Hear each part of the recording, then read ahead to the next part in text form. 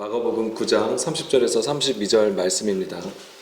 그곳을 떠나 갈릴리 가운데로 지날새 예수께서 아무에게도 알리고자 아니하시니 이는 제자들을 가르치시며 또 인자가 사람들의 손에 넘겨져 죽임을 당하고 죽은 지 3일 만에 살아나리라는 것을 말씀하셨기 때문이더라. 그러나 제자들은 이 말씀을 깨닫지 못하고 묻기도 두려워하더라. 아멘. 자, 오늘 본문에서는 예수님께서 죽으실 것과 다시 살아나실 것에 대해서 말씀해 주시는 겁니다. 예수님은 이미 제자들에게 이것을 이미 말씀하셨어요. 벌써 마가복음 8장 27절부터 33절 말씀을 보게 되면 이 말씀을 벌써 하셨어요. 그래서 이 죽음과 부활에 대해서는 마가복음은 첫 번째, 두 번째, 세 번째로 나눠서 얘기를 하고 있습니다. 그러니까 세 번 기록하고 있어요. 그런데도 제자들은 예수님이 죽고 그들 앞에 나타나기까지도 여전히 그것을 깨닫지를 못하였다라고 기록하고 있습니다.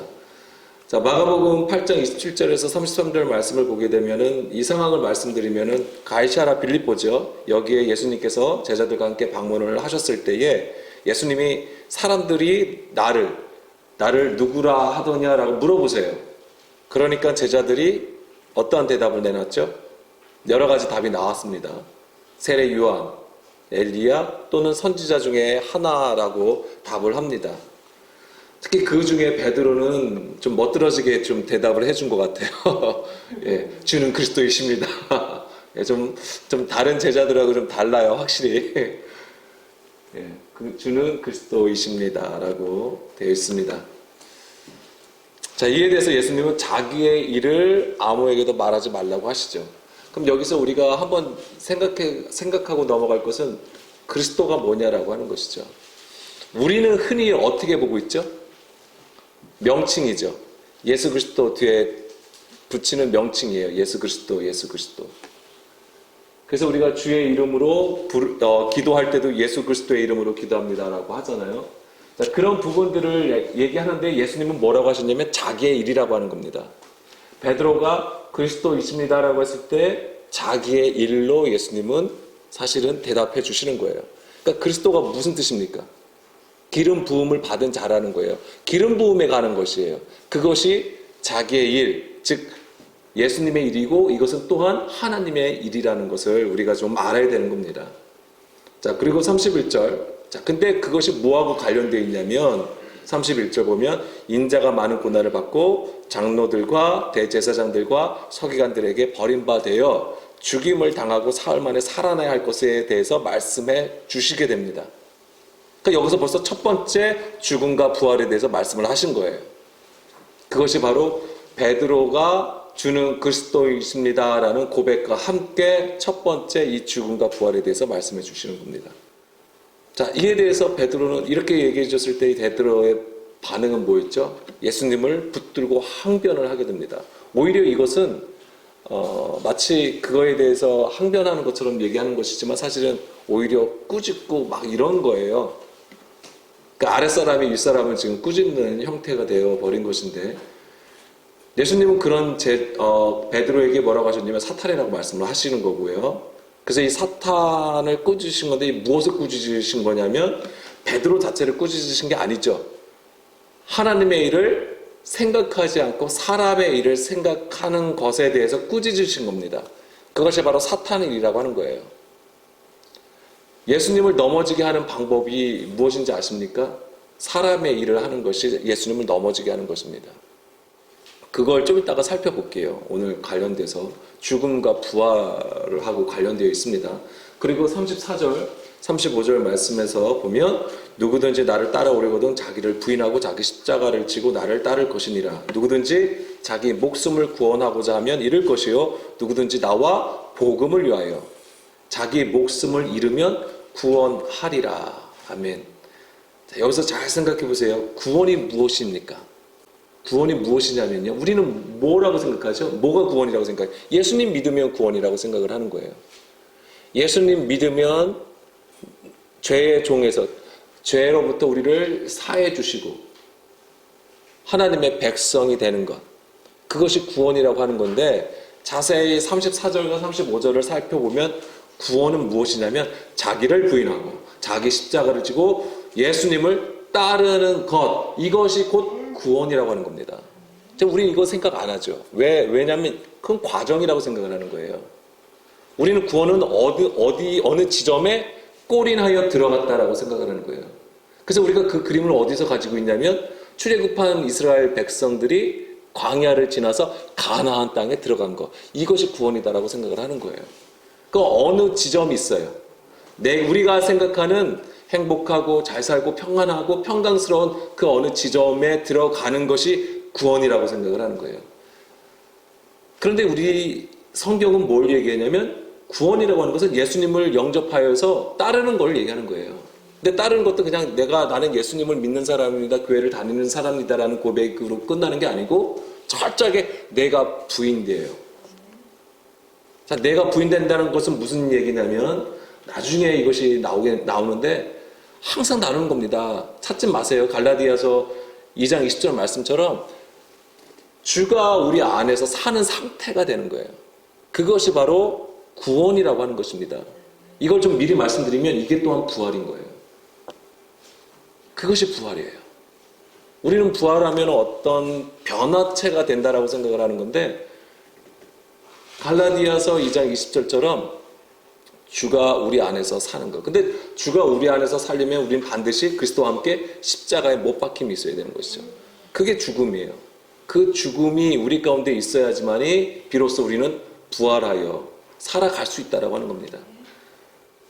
여기서 자기 목숨이라고 되어 있잖아요. 자기 목숨을 잃어버리는 것. 자기 목숨을 구하는 것. 자, 자기 목숨이라는 것은 무엇입니까? 자기 소유를 얘기하는 것입니다. 자기의 소유. 하나님의 뜻과는 상관없이 자기의 관점, 자기의 생각으로 하나님의 일을 하는 것을 얘기하는 거예요. 그게 하나님의 일이, 사람의 일이라고 하는 겁니다. 베드로가 예수님을 붙들고 항변하였던 그 주장이 바로 하나님의 일이 아니었고 사람의 일이라고 하는 것이었죠. 사람의 일이라고 하니까 세상 일이라고 생각하시는데 그걸 얘기하는 게 아닙니다. 하나님을 믿어도 자기가 좋아하는 것을 취하는 걸 얘기하는 거예요. 창세기 6장에 노아와 노아의 홍수에 대한 얘기가 나오잖아요. 처음에 무슨 얘기를 하셨냐면 하나님의 아들들이 사람의 딸들을 취하는 거, 아내로 취하는 상태를 나오는 거예요. 그게 완전히 세상으로 돌아섰다는 얘기가 아니에요. 하나님을 믿어요. 하나님의 아들임에도 불구하고 뭐예요? 자기가 좋아하는 토부를 가지고 있다라고 하는 거예요. 사실 우리가 당한 상황들을 따라서 그 하나님을 찾고 나가는 거죠. 예. 근데 그거 예전에 우리가 나눈 적이 있습니다만 그것이 다 무엇이라고 했습니까? 그것이 하나님을 믿는 것이 아니라 우상을 숭배하는 거라고 했습니다. 그러니까 우리가 그냥 믿는다고 될 게 아니라고 하는 거예요. 그러니까 사람의 일은 세상의 일을 말하는 게 아니라 그런 식으로 내가 좋아서 내가 좋고 내가 구하고자 하는 그것을 취하는 상태가 바로 사람의 일이라고 하는 겁니다. 주여 주여 하면서 주의 이름으로 많은 일들을 하여도 그것이 하나님 보기에 불법이 된다면 그것은 사람의 일이라고 하는 것입니다. 이 불법의 구조가 자기라고 하는 거예요. 자기. 나를 얘기하는 게 아니고요. 우리는 굉장히 소중한 겁니다. 우리 아이 너무 소중한 거예요. 우리 각자가 너무 소중한 자기예요. 그런데 이 성경에서 말한 자기라고 하는 것은 바로 사람의 일을 추구하는 그 구조를 얘기하는 겁니다. 그러니까 그것이 바로 소유가 되는 거예요. 이것이 무너지고 깨지는 것이 바로 자기 목숨을 잃는다라고 하는 겁니다. 그래서 이 8장에서 처음으로 이 인자의 죽음과 부활에 대해서 말씀을 하시고요. 그리고 오늘 우리가 읽었던 본문 9장에서도 언급을 하시는 거예요. 그리고 어디에 또 나오냐면 친절해요. 8장에 한 번, 9장에 한 번, 10장에 한 번. 10장 33절, 34절 말씀 보게 되면 예루살렘으로 이제 올라가시면서 여기서 한 번 더 인자의 죽음과 부활을 언급을 하십니다. 오늘 주제는 뭘까요? 죽음과 부활이에요. 오늘 우리가 나누고자 하는 것은 죽음과 부활인데 사실은 굉장히 많은 공부가 필요하고요. 많은 묵상이 필요하고 또한 이 말씀으로 인한 우리의 영의 경험들이 사실은 필요합니다. 우리가 딱 정하여서 이론으로 정하여서 딱 정리할 수 있는 부분은 아닙니다. 굉장히 어려운 부분이기도 해요. 근데 여기서는 이제 잠깐만 우리가 좀 살펴볼 게 있는데요. 어려운 주제지만 오늘도 우리가 성령님의 인도하심을 구하겠습니다. 먼저 우리가 사도신경 아시죠?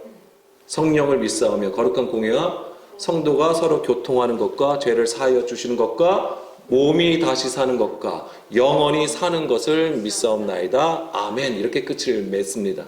그래서 맨 마지막에 보면 몸이 다시 사는 것과 몸이 다시 사는 것과 영원히 사는 것, 부활과 영생에 대해서 지금 기록을 하고 있다라고 하는 것이죠. 우리가 이거 예배 때마다 정말 주문 외우듯이 하던 거예요. 사실은 죄송합니다. 어떤 분들은 정말 간절히 하셨을 수도 있는데 제가 주문하듯이 한다고 해서, 근데 우리가 그냥 생각 없이 한다고 하는 부분이 사실은 더 많아요. 뭐 다른 분들은 어떠실지 모르지만 저는 그랬던 것 같아요. 자, 몸이 다시 사는 것과 영원히 사는 것에 대해서 우리가 어떻게 생각을 했냐면, 어떤 전제가 깔려 있냐면 부활이잖아요. 그러니까 이것이 언제? 예수님께서 재림시에 죽었던 우리 육체가 부활해서 예수님과 함께 천국에서 영원히 산다라고 하는 이야기예요, 이게. 그리고 그것을 우리는 고백하고 믿는다라고 하는 것이죠. 물론 하나님의 능력은 이 모든 것을 하실 수 있기 때문에 절대 부정한 것은 아닙니다. 그런데 성경이 무엇을 얘기하는지를 알아야 된다고 하는 부분을 말씀을 드려요. 우리 스스로가 정해놓은 그림 때문에, 이것은 이미 교리로 우리가 아는 그림을 얘기하는 거예요. 이런 정해놓은 그림 때문에 성경을 잘못 알거나 오해하는 일이 없어야 한다고 하는 것이죠. 자, 성경은 죽음과 이 부활에 대해서 무엇을 얘기하고 있냐면, 먼저 요한복음 11장 25, 26절 말씀입니다. 예수께서 이르시되 나는 부활이요 생명이니 나를 믿는 자는 죽어도 살겠고 무릇 살아서 나를 믿는 자는 영원히 죽지 아니하리라. 이것을 내가 믿느냐.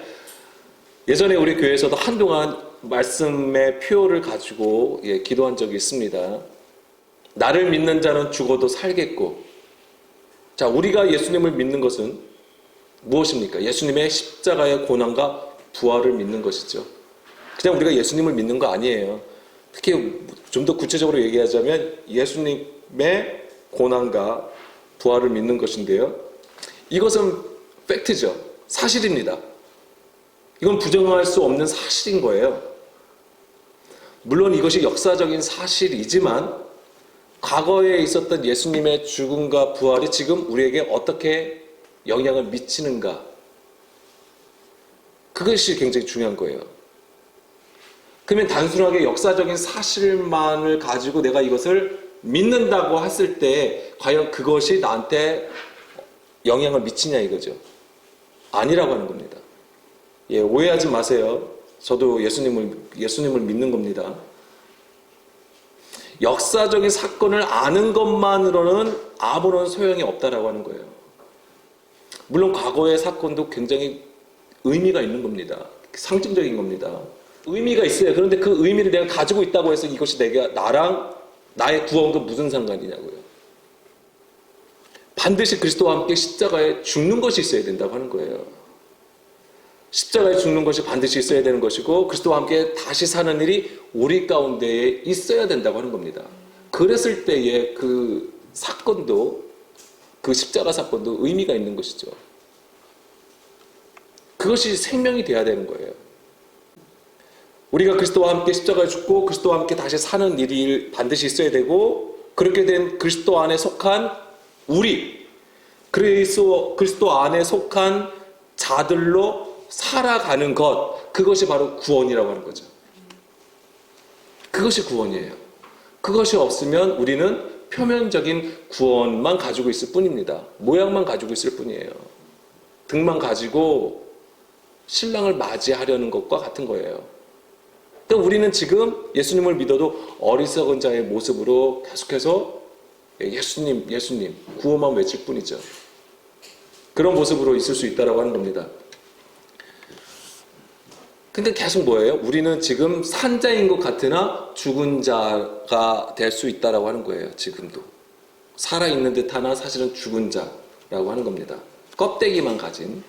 자, 창세기 2장 16, 17절 말씀 보겠습니다. 처음에 죽음, 성경에서 이 죽음을 설명해 주는 그림이 되는데요. 여호와 하나님이 그 사람에게 명하여 이르시되 동산 각종 나무의 열매는 내가 임의로 먹되 선악을 알게 하는 나무의 열매는 먹지 말라. 내가 먹는 날에는 반드시 죽으리라 하시니라. 자, 하나님께서 사람에게 말씀하신 것은 생명 나무를 취하고 선악을 알게 하는 나무를 취하지 말라고 하신 겁니다. 왜냐하면 선악을 알게 하는 나무를 먹게 되면 죽기 때문이에요. 자, 에덴 동산. 자, 이것은 우리가 에덴 동산의 그림을 가지고 있습니다. 사실은 에덴 동산은 자연 동산 같은 게 아니죠. 하나님의 보좌가 있는 성전의 그림이에요. 성전이에요. 그리고 그 중앙, 생명나무가 있는 그 중앙은 바로 무엇입니까? 보좌가 있는 자리예요. 그래서 동산 각종 나무의 열매를 먹으라는 것은 그 보좌로부터 나오는 생명수를 받아서 생명나무로 열매를 맺으라고 하는 것입니다. 그래서 맨 마지막, 성경의 맨 마지막 계시록 22장에 보면 바로 그 그림이에요. 그거와 지금 창세기 1장에서 보여주는 그림은 동일한, 1장, 2장, 3장에서 보여주는 그림은 동일한 것입니다. 그러나 3장으로 넘어가면서 뱀의 미혹을 받죠. 이 뱀의 미혹을 받은 여자가 선악을 알게 하는 나무를 취하여서 먹게 됩니다. 여자라는 것은 육신에 속한 우리를 얘기하는 겁니다. 우리 모두가 사실은 여자가 되는 것입니다. 미약한 가운데, 아직 영으로 깨닫지 못하는 가운데 있는 상태를 얘기하는 거예요. 그러니까는 하나님의 일을 생각하지 못하고 사람의 일을 생각을 하는 겁니다. 이 뱀의 미혹, 즉 사람의 미혹을 받아서 하나님의 계명을 사람의 계명으로 바꾸어 취한 상태가 되는 거예요. 이것이 꼭 바깥에 누군가 뭐 거짓 선지자나 거짓 교사로부터 미혹을 받는 것도 있겠습니다만 내 안에서 하나님의 말씀을 받았는데 내 안에서 뭐예요? 나의 상황, 나의 처지로 인해서 내 편의에 맞도록 해석한 상태 또한 뱀의 미혹이 되는 거예요. 그게 사람의 미혹이라고 하는 것입니다. 하나님은 선악을 알게 하는 나무를 먹으면 반드시 죽는다고 하셨지만 우리가 생각했던 그 죽음은 아니었잖아요. 우리가 죽는다 하면 우리 몸이 죽는다라고 생각을 하는 거잖아요. 그런데 성경은 그 죽음, 그렇게 죽는 것을 우리에게 말하지 않는다고 하는 거예요. 처음부터 그것을 얘기하시는 거예요. 겉으로 보기에는 여전히 살아있는 거잖아요. 그렇죠? 근데 살아있는 듯 하지만 사실은 하나님의 영이 없는 상태잖아요. 떠나가는 상태예요. 선악을 알게 하는 나무, 사람의 것으로 취하였기 때문에 하나님의 영이 우리 안에 없는 상태잖아요. 바로 그 상태, 하나님의 영이 없는 상태가 바로 죽음이라고 하는 거죠. 정확하게 말씀드리면. 그럼 우리의 몸은 살아있어요. 계속 먹고 일하고 자고 내가 하고 싶은 일을 해요. 그러나 하나님의 영이 없으면 죽은 자라고 하는 것입니다. 성경은 그 죽음을 우리에게 가르쳐주고 있습니다. 그래서 하나님은 예수님을 통하여서 우리에게 하신 일이 그것입니다. 바로 복음을 전하는 거죠. 하나님의 말씀을 우리 가운데에 전하신 겁니다. 그래서 뭐예요? 계속 들으라고 하는 거예요. 왜?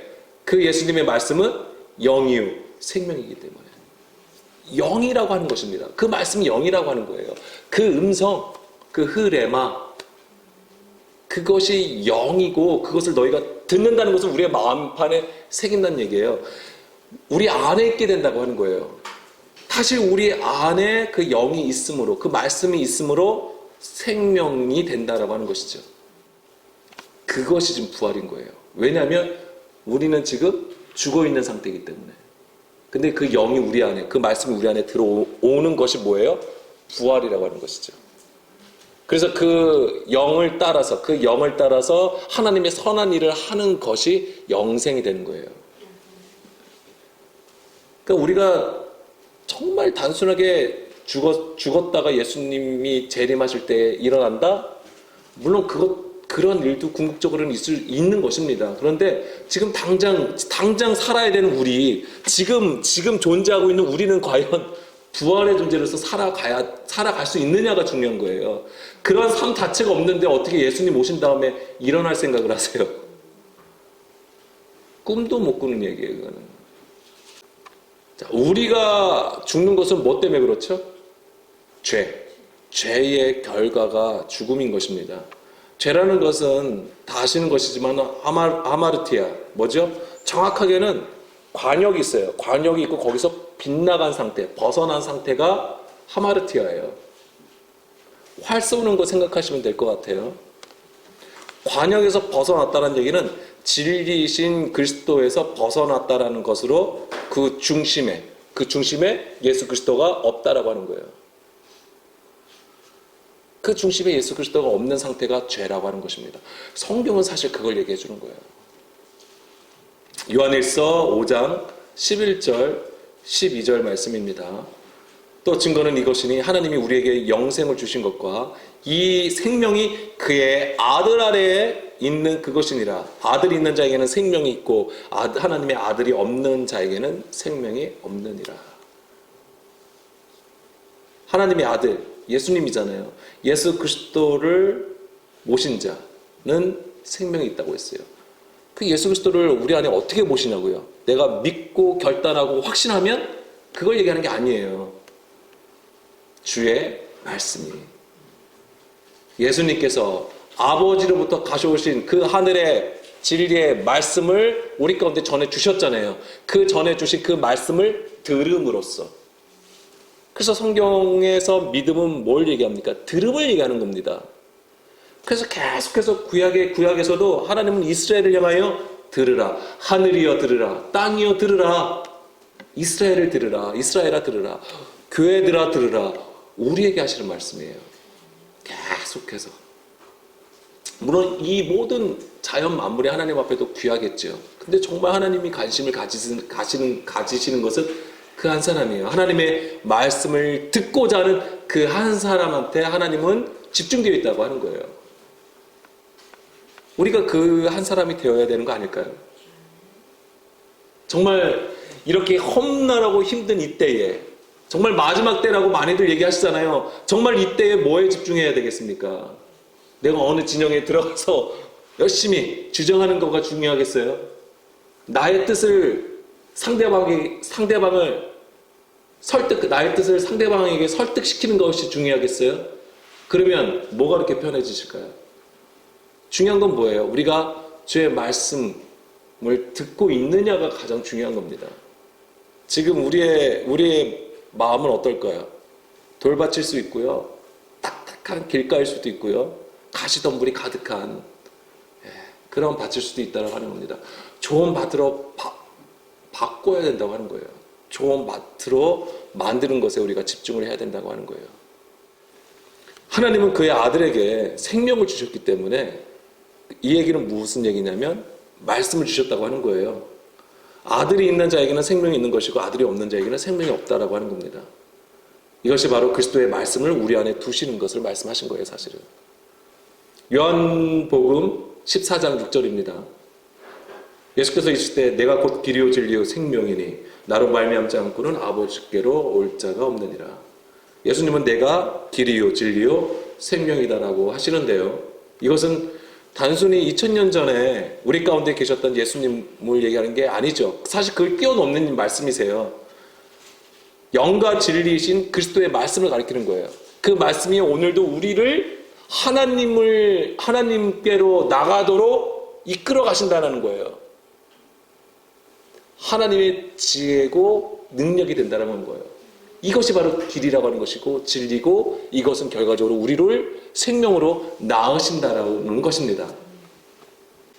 그 말씀이 바로 영이라고 하는 거잖아요. 요한복음 6장 63절. 그렇죠? 내가 이른 말은 영이요 생명이다. 바로 예수님의 그 말씀은 우리를 영으로 생명으로 인도하시는 겁니다. 자, 요한복음 1장 1절에서 5절 말씀이죠. 다 아시는 건데 제가 빠르게 좀 읽어드리겠습니다. 태초에 말씀이 계시니라. 이 말씀이 하나님과 함께 계셨으니 이 말씀은 곧 하나님이시라. 그가 태초에 하나님과 함께 계셨고 만물이 그로 말미암아 지은 바 되었으니 지은 것이 하나도 그가 없이는 된 것이 없느니라. 자, 지금 요한은 말씀을 지금 예수님을 지금 말씀으로 보고 있는 거예요. 빛, 말씀, 예수님을 지금 동일하게 보고 있습니다. 4절 그 안에 생명이 있었으니. 자, 그 말씀 안에 생명이 있었다. 그 예수님 안에 생명이 있었다고 얘기를 하고 있고요. 이 생명은 사람들의 빛이라. 이게 뭐예요? 이 빛이 어디를 향한 거예요? 우리 안에 있어야 된다고 하는 거예요. 생명이. 근데 5절, 빛이 어둠을 비추되. 이 하나님의 뜻이죠. 어둠을 비췄습니다. 그런데 어둠이 깨닫지 못하더라. 지금 예수님이 제자들 앞에서도 계속 뭐예요? 인자의 죽음과 부활을 얘기를 했는데 제자들은 여전히 깨닫지를 못하는 거죠. 그 상태가 지금 제자들은 어떤 자라고 하는 거죠? 어떤 자가 되는 거예요? 그렇죠. 죽은 자라고 하는 거예요. 예수님과 함께 있어도 똑같아요. 우리에게 적용되는 뭐냐면 우리가 2000년 전에 예수님의 그 십자가 사건이 팩트라는 것을 알아도 깨닫지 못하고 있다라고 하는 거죠. 그러면 뭐예요? 죽은 자라고 하는 거예요. 어둠을 비췄어요. 그런데 깨닫지 못하는 거죠. 어둠이. 이 상태가 바로 죽음이라고 하는 것이고요. 우리가 말씀을 드려야 하는 이유가 바로 여기에 있는 거예요. 하나님은 그 생명을 어디에다 두시냐면 어느 기도원, 어느 교회 누가 이렇게 두시는 게 아니에요. 이스라엘 지금 예루살렘 그 성전에 어떤 그런 거에다 두시는 게 아니라고 하는 거예요. 어디에요? 우리 안에. 우리 안에 두시는 겁니다. 우리 안에. 그래서 우리 안에 두셔서 뭐예요? 그것이 우리를 생명으로 인도하신다고 하는 거예요. 그렇기 때문에 예수님이 길이요 진리요 생명이 되는 것입니다. 자, 마태복음 8장 21절 22절 말씀 보면 자, 제자 중에 또 한 사람이 이르되 주여 내가 먼저 가서 내 아버지를 장사하게 하옵소서. 자, 제자 중에 한 명이 그 아버지가 돌아가신 것 같아요. 그러니까 예수님께서 뭐라고 하십니까? 죽은 자들이 그들의 죽은 자들을 장사하게 하고 너는 나를 따르라 하시니라. 죽은 자가 어떻게 죽은 자를 장사할 수 있겠어요? 그러니까 이것 자체가 벌써 우리가 생각하는 그런 문자적인 개념이 아니라는 것이 명확하잖아요. 죽은 자가 어떻게 죽은 자를, 죽은 자라고 하면 뭐가 죽은 자야? 아까 말씀드린 거죠. 그 안에 영이 없는 자가 죽은 자라고 하는 겁니다. 그러니까 너가 산 자가 되려면 어떻게 하라고 하시는 거예요? 나를 따르라. 예수님을 따르라고 하는 거예요. 근데 예수님은 따른다고 해서 그냥 옆에 있다고 해서 내가 옆에 있는 게 아니고 따라간다고 해서 따라가는 게 아니죠. 자기를 부인함이 있어야 된다고 하는 거예요. 자기 소유를 잃어버려야지만이 진정으로 예수님을 따라간다는 건데 그 예수님을 따라간다는 것 또한 우리가 걸어서 간다는 얘기가 아니에요. 뭐예요? 내 안에 그 말씀을 가지고 있어야 된다는 거예요. 그게. 요즘 제는 아브라함을 제가 좀 보고 있는데 정말 아브라함 중에서 가장 하나님이 물론 그를 의롭다고 여기시는 부분도 있지만 정말 제가 마음에 와닿던 구절이 바로 말씀을 따라가고라고 하는 구절이에요. 아브라함 때에 우리 같이 지금 무슨 십계명이 있었던 것도 아니잖아요. 그쵸? 구약의 십계명이나 지금 우리처럼 성경이 있는 게 아닌데 어떻게 말씀을 따라갔다라는 표현이 나왔을까요? 물론 창세기는 누가 쓴 거죠? 누가 기록된 거죠? 모세가 기록한 거긴 합니다. 그래서 항상 모티브는 뭐예요? 출애굽 사건이에요. 출애굽이에요. 애굽에서 나가서 가나안 땅으로 들어간 것이 모티브예요. 그래서 아브라함의 그런 여정도 다 무엇하고 관련되어 있습니까? 출애굽하고 관련된 것이죠. 출바벨론하고 관련되어 있는 거예요. 우르에서 나온 거잖아요. 그런 거하고 다 관련되어 있습니다. 근데 어쨌거나 거기서 표현하기를 말씀을 따라갔다라고 되어 있는 것이죠. 그러니까 뭐예요? 생명을 따라간 거예요. 생명이 그 안에 있어서 그 생명의 인도함을 받아서 나간 것을 얘기하는 겁니다. 사실은 그런 것들이 다 사실은 그리스도의 예표가 다 되는 것들입니다. 그러니까 죽은 자들이 죽은 자를 장사할 수 없다는 것. 그러니까 그 얘기는 겉으로는 살아서 그들이 장사를 드리는 거지만 그들조차 그 안에 말씀이 없으면, 영이 없으면 죽은 자들이라고 하는 것이고요. 그리고 부활과 관련해서 제가 이제 간단하게 지금 말씀을 드릴 게 있는데 이런 표현들을 성경에서 쓰고 있어요. 우리는 어떻게 생각하냐면 예수님의 부활을 예수님이 몸으로 오셨잖아요. 몸으로 오셔서 죽었잖아요. 십자가에 죽으셨고 다시 그 몸이 살아나서 승천하셨다고 보는 거잖아요. 맞습니다. 그런데요, 성경은 우리에게 조금 더 다른 분위기를 전해줘요. 자, 몇 구절만 찾아보면 로마서 6장 4절. 로마서 6장 4절 말씀을 보게 되면 그러므로 우리가 그의 죽으심과 합하여 침례를 받음으로 그와 함께 장사되었나니 그는 아버지의 영광으로 말미암아 그리스도를 죽은 자 가운데서 살리신 같이 우리도 또한 새 생명 가운데서 행하게 하려 하심이라. 자, 그리스도를 어떻게 하셨다고요? 그리스도를 죽은 자 가운데서 살리신 같이라고 되어 있어요. 예수님을 그리스도를 다시 살리심으로 곧바로 표현 안 하고 죽은 자 가운데서. 그러니까 여기서 우리가 생각하는 건 뭐냐면 그래 예수님도 우리와 같이 죽었었다. 죽음을 경험하셨고 살아나셨다라고 이해하는 정도예요. 그런데 죽은 자 가운데서 살리신 같이. 다른 말씀도 계속 볼게요. 비슷한 표현들이 몇 개 있어요. 그러니까 바울이 사실 깨달은 거예요. 로마서 8장 11절에서도 예수를 죽은 자 가운데서 살리신 이의 영이, 자 여기서도 보면 예수를 죽은 자 가운데서 살리셨다고 하는 거예요. 그러면 이게 뭐냐면 죽은 자들이 있는데 그 중에서 살리신 것, 그런 그림으로 우리가 가질 수 있어요. 살리신 이의 영이 너희 안에 거하시면 그 그리스도 예수를 죽은 자 가운데서 살리신 이가 너희 안에 거하시는 그의 영으로 말미암아 너희 죽을 몸도 살리신다. 바로 그 영이 우리를 살리신다고 하는 거예요. 자, 골로새서 2장 12절에서도 너희가 침례로 그리스도와 함께 장사되고 또 죽은 자들 가운데서 그를 일으키신 하나님의 역사를 믿음으로 말미암아. 다 예수님의 살아나심을 어떻게 표현하고 있냐면 죽은 자들 가운데서 살리신다라고 표현하고 있다고 하는 거죠. 그로 말미암아 어떻게 되는 거예요? 우리도 그 안에서 함께 일어난다라고 하는 거예요. 그 영이 예수 그리스도를 죽은 자 가운데서 살리신 이의 그 영이 또한 우리를 일으키신다. 그 이 얘기가 뭐냐면 갈라디아서 2장 20절 말씀과 연결해서 우리가 이 아까 앞에 구절 로마서랑 골로새서를 이해하자면, 자 우리가 그리스도와 함께 십자가에 못 박혔나니 그런즉 이제는 내가 사는 것이 아니요 오직 내 안에 그리스도께서 사시는 것이라. 자, 그리스도께서 내 안에 사시는 상태가 되는 거예요.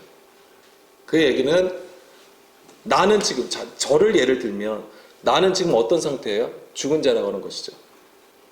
죽은 자인데 주의 말씀을 듣고 내가 그리스도와 함께 십자가에 못 박히게 됨으로써 제가 살아나는 건데, 내가 살아날 수 있는 조건이 된 건데 그것을 위해서는 내 안에 누가 계셔야 되는 거죠? 그리스도께서, 그리스도의 그 영이, 그 말씀이 내 안에서 사시는 거가 돼야 돼요. 이것이 바로 죽은 자 가운데 있는 나, 죽은 자 가운데 있는 그리스도, 내 안에 있는 그리스도께서 사신다고 하는 거예요. 그러니까 내가 사는 게 아니에요. 내가 뭐 깨달아서, 내가 뭐 거듭나서 살아가는 게 아니에요. 성경은 그것보다는 내 안에서, 우리 안에서 역사하시는 그리스도를 말하고 있다고 하는 거예요. 지금 죽은 자 가운데서 살리신 같이 죽은 자 가운데서 살리신 이의 그가, 이런 표현들이 다 뭐냐면 예수님이 우리 안에 들어오셔서 살리신다, 살아가시는 것을 얘기하고 있다고 하는 거예요. 그것이 바로 부활이라고 하는 거예요. 그것 자체가 뭐냐면 그리스도의 말씀이, 그리스도의 영이 우리 안에 계시는 것을 얘기하는 거예요. 그러면 이것이 뭐가 된다고요? 생명이라고 하는 거죠. 그리고 그 생명을 가지고 뭐 하는 거예요? 살아가는 거예요. 그리스도의 영을 따라서 살아가는 것이죠. 그것이 바로 부활이고 부활의 삶이라고 하는 것입니다. 그렇기 때문에 지금 우리가 이 땅에서도 부활의 삶을 살 수 있는 거예요. 반드시 이것을 우리가 살아가야 돼요. 이것이 없으면 예수님 재림 때까지도 볼 필요가 없는 거예요. 우리는 말 그대로 종말을 경험하지도 못하고 그냥 내 몸이 그냥 땅에 묻히는 거라는 것이죠. 성경에서 말하는 종말, 이거는 우리가 반드시 지금 가야 되는 코스인 거예요. 하나님이 정하신 길이에요. 그 종말을 향해서 우리가 가야 되는 것이죠. 왜? 종말이 그냥 망하는 게 아니잖아요. 끝나는 게 아니잖아요. 새 생명이잖아요. 새 생명으로 나아가는 관문이에요. 아이가 그 생명을 얻고 엄마 뱃속에 있는 거잖아요. 근데 그 엄마 뱃속에 있는 것이지만 뭐한 것이죠? 그 안에가 물이고 물속이고 어둠이라고 하는 거예요. 나오려면은 그 물을 빼야죠. 이 양수가 터져야 되는 것이고 문이 열려야 되는 거예요. 그제서야 비로소 나올 수 있다라고 하는 거예요. 자, 요한복음 15장 5절. 나는 포도나무여 너희는 가지라. 그가 내 안에 내가 그 안에 거하며. 자, 이런 것들이 다 무슨 얘기죠? 7절. 너희가 내 안에 거하고 내 말이 너희 안에 거하면 많은 열매를 맺는다고 하는 거잖아요. 많은 열매를 맺는 거. 이것이 뭐예요? 이게 생명이잖아요. 그리고 반드시 그것이 있어야지만, 열매를 맺는 것이 있어야지만 또 다른 생명으로 나아지는 거예요. 우리가 윤리적으로, 도덕적으로는 착하고 정말 세상에서 존경받으면서 멋들어지게 살 수는 있습니다. 그러나 그 안에 생명이 있느냐 없느냐가 중요한 거예요. 그것은 무엇입니까? 그리스도, 그 영, 영의 말씀을 얘기하는 겁니다. 좀 우리 몸이 좀 아플 수도 있죠. 힘들 수도 있어요. 근데 그것 때문에 하나님이 나한테 축복을 줬네, 그렇지 않으니라고 말하는 것은 너무 어린아이 같은 투정이라고 봅니다. 물론 건강하게 하나님을 믿으면 좋은 것이죠. 그런데 그 몸에 있지 아니하고 바로 하나님은 우리의 영혼이죠. 영혼이 살아서 하나님의 그 영 가운데 나가기를 원하시는 거예요. 자, 오늘도 우리가 이것을 위해서 함께 기도하기를 원합니다.